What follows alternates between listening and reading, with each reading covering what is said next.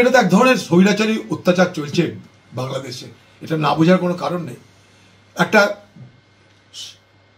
একটা ব্রহ্মচারী মাত্র, একটা একটা মঠের সে সন্ন্যাসী, তিনি যে মঠের সন্ন্যাসী তা বাংলাদেশের খুব বিখ্যাত মঠ, সেটা বৈষ্ণবদের কাছে একটা পবিত্র জায়গা। তারা সেখানটাই সংখ্যালঘু তার নিজের অধিকারের কথা বলেছে।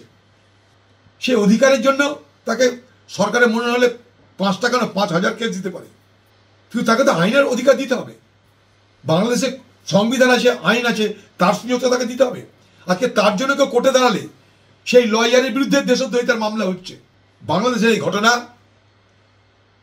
আগামী দিনে ভারত এবং বাংলাদেশ সম্পর্কের মধ্যে এক বড় উত্তেজনা তৈরি করবার সমস্ত সম্ভাবনাকে জিইয়ে রাখছে।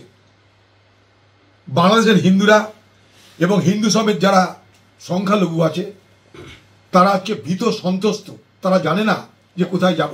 কারণ সেখানকার সরকার নিজে কট্টরপন্থীদের দ্বারা পরিচালিত, সেখানকার সরকার নিজে কট্টরপন্থীদের দ্বারা পরিচালিত। যেখানকার সরকার নিজে কট্টরপন্থী দ্বারা পরিচালিত হয়, সেখানকার সরকারের কাছে সাধারণ মানুষ কোনো বিচার পেতে পারে না।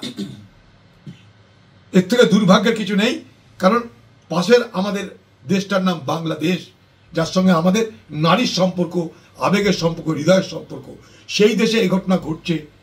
এটা আমাদেরকে প্রতিদিন যন্ত্রণা দেয়, পীড়া দেয়। বাংলা টুডে নাও।